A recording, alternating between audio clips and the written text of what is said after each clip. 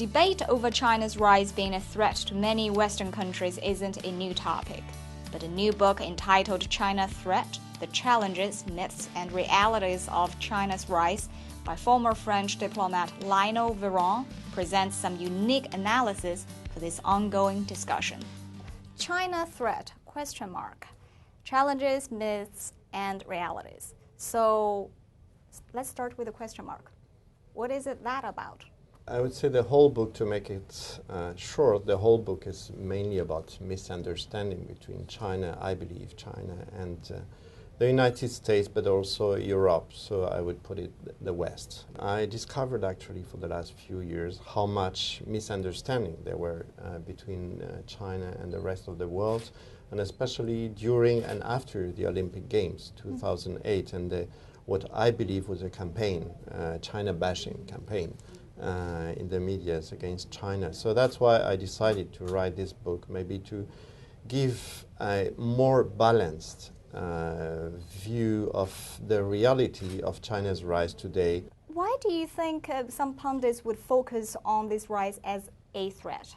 In terms of marketing, and I know that, it's much easier to be against and criticizing China than trying to have a balanced opinion. This is very clear in Europe. You know, there have been about 22 books in 2008 written in French, for instance, about China during the Olympic Games, and 22 were negative. So it's much more marketing, you know. If you want to sell books, then you criticize China. And this is a psychological threat. I mean, it needs us to adapt, to change our mind on how the world is going to be within the next few decades. That's why you define it as a campaign. Yeah, that's clear. China bashing is a campaign. Yeah. I mean, there are material, obvious or objective conditions like economy. I mean, economically, China's rise, China's development is creating challenges for other world's economy. This is clear. But also China is an opportunity, because China used to drive about 30% of the whole world growth for the last 5 or 6 years. The other thing is more, I would say, more psychological. You know, as I often say, for 500 years, the West has been dominant. We have control. Politically, economically, militarily, culturally, we have controlled the world. So suddenly, after 500 years, we face a country which used to be marginalized for quite many years, quite many decades, quite many centuries, and then suddenly it becomes a country who you have to talk on an equal foot basis. Which is sometimes, to be honest, it's a bit difficult to accept.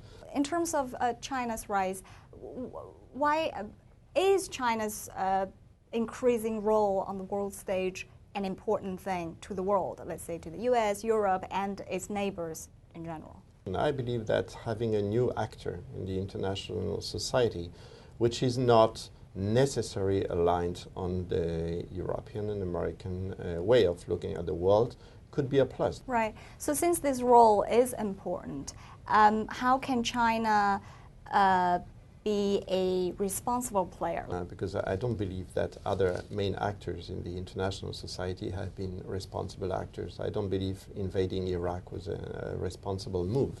So we are always asking China to be what we are not, which is, I believe, sometimes a problem. Then we have to do the same. The US-China relations are one of the important ones in the 21st century. In June, when the two world leaders met in California in such a rare setting, what do you make of that, and what do you think not only that meeting but the interactions between the two leaders could bring this relationship to a different level? Both countries, I think, are working a lot on symbols for the time being, like this summit between Xi Jinping and Mr. Obama.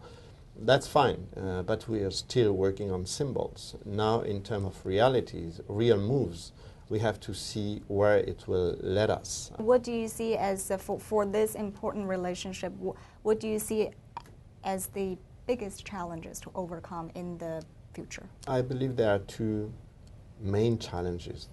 The first one, again, is material, especially in terms of energy. I mean, the energy will be the energy resources will be the huge topic for the next decades to come, for the next 30 or 40 years.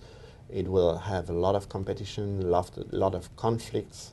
And the other obstacle, I would say, again, is psychological.